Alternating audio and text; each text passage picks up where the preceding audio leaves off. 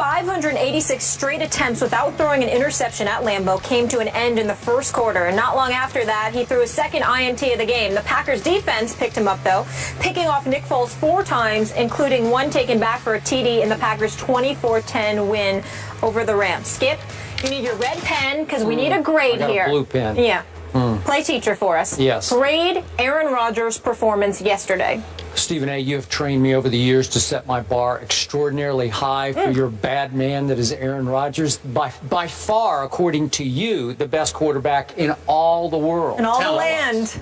Just talent-wise. I don't understand that definition. Well, he doesn't have the numbers yet to sit there and eclipse the Tom Brady's but because he is the most gifted quarterback in all the land, all the world, all the galaxies. Yeah, all the galaxies. I like that. Let's use that. Okay. Because of that, I have to grade him on a really severe curve here, right? I do. So I'm going to give him a D as in dog. I'm not calling him a dog, but I'm just saying that he had kind of a doggy game by his standards. It's not disrespectful. It's just the God's truth. It's the God-awful truth is what it was. Because once again yesterday, and by the way, does Green Bay get to play every game at home? Do they have 16 home games? Every time I look up, he's playing at home. Doesn't it feel like that? They're home like the next 4 weeks. It's just like, well, what's the deal with them? Write this down. How does he pull that off? Well, y'all can pull up the Green Bay Packers schedule on the screen to show how Skip lies to the American people on a daily basis. So back to the grade. Yeah. Okay, so Aaron Rodgers turns the ball over not once, twice. He turned the ball over 3 times. Yeah. Obviously, he had a remarkable, all-time astonishing streak of going without interceptions at home. And he got a little bit of a bad break on a tip ball that turned into interception number 1. But then he threw interception number 2. And then, I don't know if we have this video handy, but he actually threw interception number 3 right into the breadbasket of Nick Fairley. Can we see this? And hits him right in the stomach. And, of course, what? Well, oh, it's right in your stomach. Oh, you could have run with it. Of course, Nick Fairley weighs 300 pounds, and he doesn't catch many footballs, and Aaron Rodgers threw it a little bit, put too much mustard on it, and poor Nick Fairley couldn't hang on to what should have been interception number 3. On the next play, Aaron Rodgers coughed the ball up, got stripped from behind. They recovered, and here they went. And somehow, Nick Foles, as I always say, he's not fool's gold, he's Foles gold. 4 interceptions and a QBR on a scale of 0 to 100 of 2. He had a 2 QBR yesterday. He was off yesterday. And by the way, they also missed 3 field goals yesterday at Lambeau. Greg the leg. He was, I don't know what happened to the leg. Come up with this stuff, I don't know, but seriously, he missed 3 field goals, and somehow the Rams hung in this game against the vaunted Green Bay Packers, who have a very good defense. They're all over the field. Clay Matthews just creates havoc on every other play. So my point is, by his way up here standards, because I'm grading him as if he's by far the most gifted player in the game, that was a pathetic performance by your man Aaron Rodgers in yet another home game. It certainly was far from spectacular. There is no denying that. He did throw 2 touchdown passes. He did throw for 241 yards. His premier running back, Eddie Lacy, only ran for 27 yards. Yeah, he led the team in rushing. And he led the team in rushing, so you have to take those things into consideration. There still is no Jordy Nelson. He is throwing to receivers like Ty Montgomery and James I think Jones. Ty Montgomery's a young stud. He can play. He can play, but he's not there yet. The fact of the matter is, there's a lot working against Aaron Rodgers. He just seems to make it look easy. Here's my problem with Aaron Rodgers and the Green Bay Packers right now. Be clear, I'm no Green Bay Packers fan. I'm an Aaron Rodgers fan. I think he's the best in the galaxy. Okay, he's the best on the planet Earth at quarterback. Talent-wise, he is just that elite. What I will say to you, however, is that I do think they tend to play down to competition.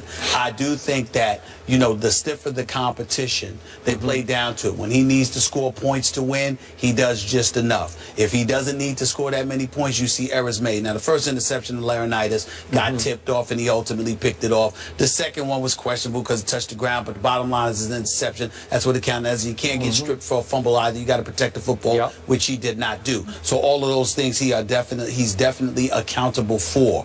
But in the end, the reason why it was an awful performance is because we're talking about Aaron Rodgers. We're not talking, if this was a Jay Cutler performance, he deserves an A, because we ain't used to seeing that from him. But because it's Aaron Rodgers, it would be a D performance. Because you're going to give him a D? Yes, I am. Wait, Stephen A. Smith just said Aaron Rodgers gets a D? Yes, I am. D as in dog. Yes, I am. No, not a D as in dog. Just a D. You need to read the positive dog. Just a D. Just a D, because I expect more from the greatest quarterback in the NFL right now, and Aaron Rodgers. And groundbreaking. He came up significantly short. Let me tell you who will get an A grade from me.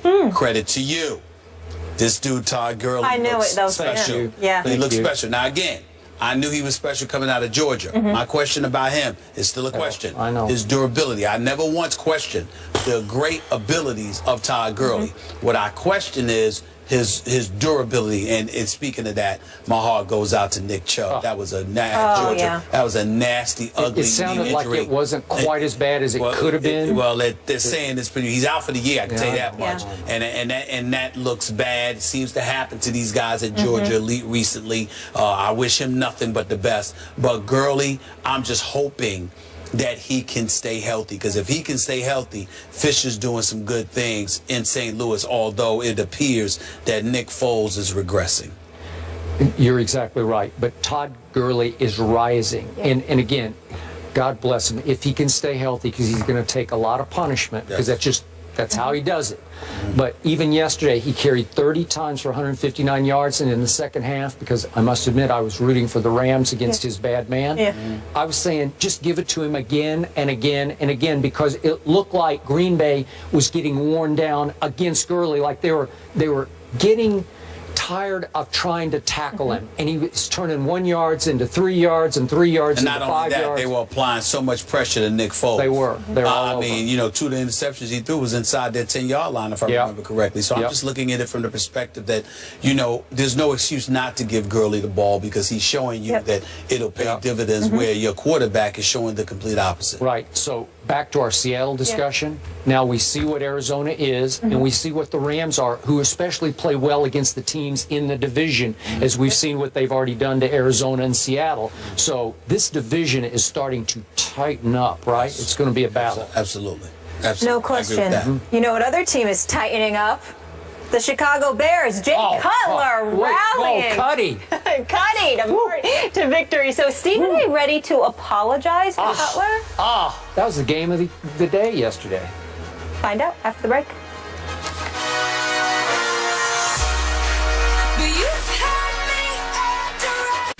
First Take is brought to you by Ford Service. When your Ford needs service, you need the specialists at Ford.